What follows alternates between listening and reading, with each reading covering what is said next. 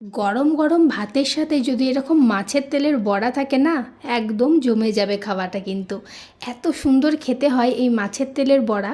ঝটপট রেসিপিটা দেখে নাও। প্রথমে এখানে আমি একটা মিডিয়াম সাইজের পেঁয়াজ নিয়ে নিয়েছি। এবারে পেঁয়াজটাকে একদম পাতলা পাতলা লম্বা করে করে কেটে নিতে হবে। তারপরে আমি নিয়ে নিয়েছি ধনেপাতা। ধনেপাতাটাকেও এখানে একদম কুচি কুচি করে কেটে নেব।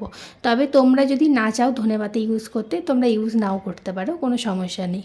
এরপরে নিয়ে নিয়েছি একটা কাঁচা লঙ্কা। কাঁচা লঙ্কাটার অর্ধেক আমি এখানে ইউজ করছি, অর্ধেক করছি না।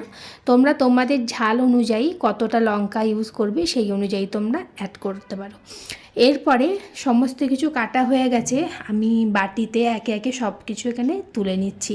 কাঁচা লঙ্কা, ধনেপাতা, পেঁয়াজটাকে এরকম হাত দিয়ে দিয়ে একটুখানি ভেঙে ভেঙে নেবে, তাহলে মাখাতে সুবিধা হবে। এরপরে 1/3 কাপ এখানে আমি দিয়ে দিয়েছি চালের গুঁড়ো, 1/3 কাপ দিয়ে দিয়েছি বেসন, দিয়ে দিয়েছি স্বাদ অনুযায়ী নুন, অল্প একটু হলুদ গুঁড়ো আর রসুন বাটা। তোমরা চাইলে এখানে আদা বাটাও অ্যাড করতে পারো। দিয়ে ভালো করে এরকম হাতের সাহায্যে চটকে চটকে এটাকে মেখে নিতে হবে। অল্প অল্প করে জল অ্যাড করবে আর ভালোভাবে এটাকে মিক্সড করবে।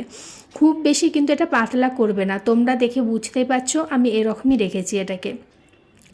এরপরে আমি নিয়ে নিয়েছি মাছের তেলটা। মাছের তেলটা ট্রাই করবে ফ্রিজে রাখার, যেন একদম ঠান্ডা থাকে, তাহলে কাটতে তোমাদের সুবিধা হবে। না হলে যদি বাইরে থাকে না, এটা মানে একটু নরম নরম হয়ে যায়, কাটতে খুব অসুবিধা হয়। তো আমি ফ্রিজ থেকে বের করি একদম ঠান্ডা ঠান্ডা এখানে মাছের তেলটাকে কেটে নিয়েছি। এবার কি করব, মাছের তেলটা ওই যে বেসনটা যেটা মানে মাখিয়ে রেখেছি, বেসন চালের গুঁড়ো, তো ওটার মধ্যে তেলগুলো নিয়ে নেব। আর এবার হালকা হাতে এটাকে ভালোভাবে মেশাবো। খুব বেশি চটকে এটাকে মেখো না, তাহলে তেলগুলো গলে যাবে, সেই রকম টেস্টটা কিন্তু আসবে না আমি যেরকম মানে বানিয়েছিলাম। এরপরে ভালোভাবে এটাকে মিক্সড করে নিয়েছি। তো এটা বড়া ভাজার জন্য একদম রেডি, দেখতেই পাচ্ছ এটা কিন্তু ছেড়ে যাচ্ছে না।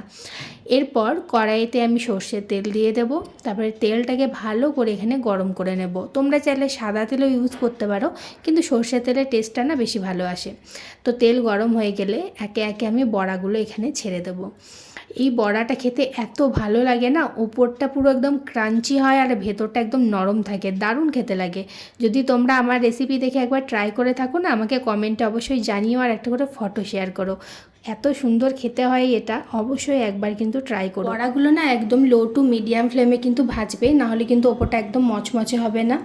তো এদিকে দেখো আমার বড়াগুলো এদিকে একদম লাল লাল করে ভাজা হয়ে গেছে। এবার বড়াগুলোকে আমি আস্তে আস্তে তুলে নেবো তেল থেকে। তো এরকম একটা ঝান্না নিয়ে নিয়েছি আমি, আর চামচে করে বড়াগুলোকে ঝান্নার উপর তুলে নিচ্ছি। দিয়ে হালকা একটু প্রেস করে আমি তেলটাকে ঝরানোর এখানে চেষ্টা করছিলাম। তবে হ্যাঁ, বড়াগুলো তুলে না যদি কিচেন টিস্যু থাকে তো খুব ভালো, না হলে যে কোনো একটা পেপার নেবে, পেপারের উপর রাখবে, যাতে এক্সট্রা যে তেলটা উঠবে সেটা যাতে অ্যাবজর্ব হয়ে যায়।